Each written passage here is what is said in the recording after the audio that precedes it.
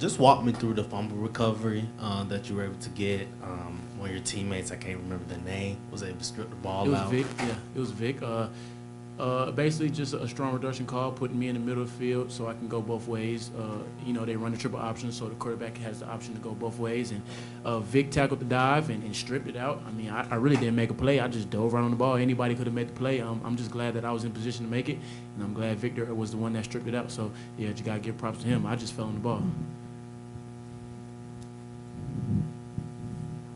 How about your pass breakup?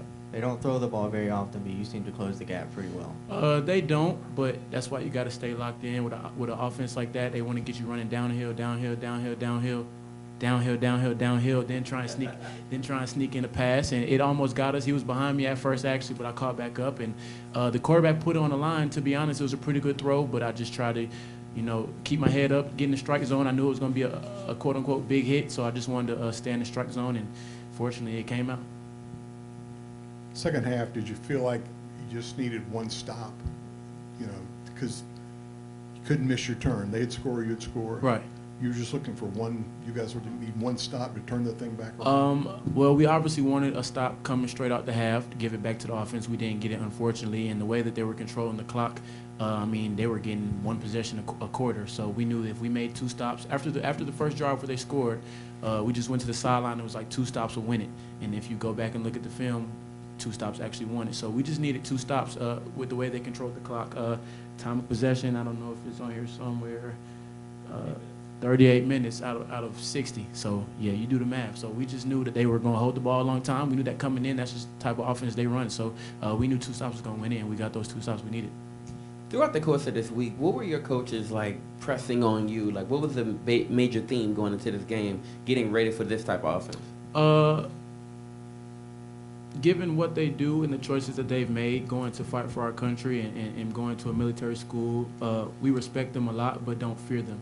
A lot of teams, they kind of, I guess, they win. Army wins the mental battle before the game even starts, and we didn't want to let that happen here. So we respect them a lot. Hats off to them for the choices they made to go in their careers after football. But I mean, when it's in between the lines, we don't fear anybody. So we just want to go into the game, do our 1 of 11. Versus the triple option, everybody has a specific job. So you got to do your specific job. Don't get nosy, try to make somebody else's play. So they just preach respect but not fear, respect but not fear. You heard that all week from the strength staff, coaching staff, position coaches, Coach Elliott.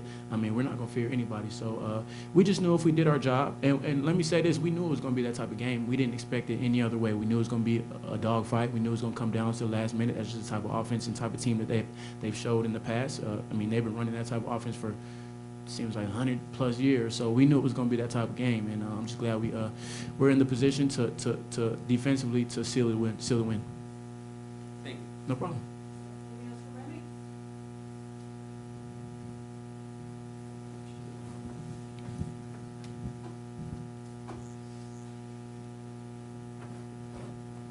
Remy? Given that you're, at least once a week, you're actually in our position with your weekly show. Yeah. Congratulations on that, by the way. Appreciate you.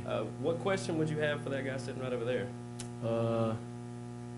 I wouldn't have a question for him. I don't know how he does what he does, man, but that's a magician over there. I'm glad he's on our team, not on anybody else in the country's team. Hats off to that guy over there. Dan, for people on camera who don't know who we're talking about, Dan Ellington, man, he's a magician.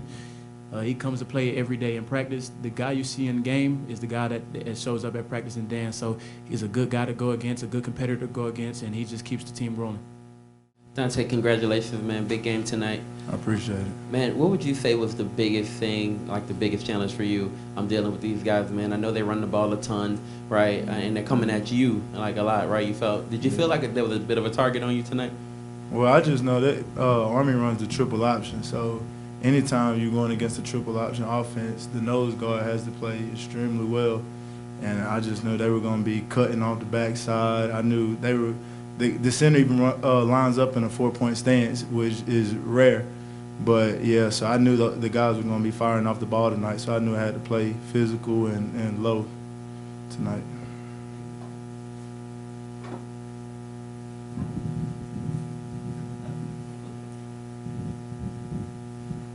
Dante, what can you say about the resilience of your defense and staying locked in? Yeah, we knew. Coach preached all week. He said, it's gonna be challenging times that we're gonna face in the game, and which we did. We saw some challenging times, turnovers and stuff, and we just had to keep our composure and keep playing. Bad things gonna happen. That's life, you know. But you just keep your composure and keep playing.